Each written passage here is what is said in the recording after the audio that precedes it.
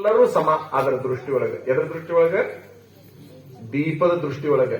ಜೀವನದಲ್ಲಿ ದೀಪ ಹಚ್ಚಬೇಕನ್ನೋರು ದೀಪದಂಗ ಆಗಬೇಕು. ಎಲ್ಲರನ್ನ ಸಮಾನವಾಗಿ ಕಾಣೋದನ್ನ ರೂಢಿಸಿಕೋಬೇಕು. ನೀವು ಎಲ್ಲರನ್ನ ಸಮಾನವಾಗಿ, ಭೇದ ಭಾವ ಇರಬಾರದು. ದೀಪಕ್ಕೆ ಭೇದ ಭಾವ ಇಲ್ಲ, ಹಂಗ ನಮಗೂ ಕೂಡ ಭೇದ ಭಾವ ಇರಬಾರದು.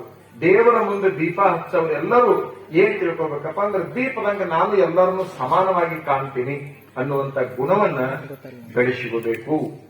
ಅಂತಹ ದೀಪಗಳನ್ನ ನೀವು ಹಚ್ಚುತ್ತಿರಬೇಕು. ನೀವೇನಾಗ್ಬೇಕು? ದೀಪ ಆಗ್ಬೇಕು. ದೀಪ ಆದಾಗ ಮಾತ್ರ ನಿಮ್ ಬದುಕು ಬಂಗಾರ ಆಗ್ತದೆ. ಈಗ ನಮ್ಮ ಕೊಟ್ಟಭಾಗಿ ಅವ್ರು ಬಂದಾರಲ್ಲ, ಅವರು ಹುಟ್ಟಿದ್ದು ಬ್ರಾಹ್ಮಣರ ಮನೆತನದಲ್ಲಿ, ಅಂದ್ರೆ ಬ್ರಾಹ್ಮಣರವರು, ಹೌದಲ್ಲ? ಆದ್ರ ಈ ಊರಾಗ ಯಾರು ಹೆಚ್ಚದಾರಪ್ಪ? ಯಾವ ಜನ ಹೆಚ್ಚೈತಿ? ಇಲ್ಲಿ ಕುರುಬರು ಜನ ಹೆಚ್ಚೈತಿ. ಅವ್ರ ಹತ್ರ ಜಾತಿ ಇಲ್ಲ ಅನ್ನೋದಕ್ಕ ಈ ಊರ ಹೆಸರು ಗೊತ್ತಿಲ್ಲ, ಈ ಊರಾಗಿನ ಜನ ಗೊತ್ತಿಲ್ಲ.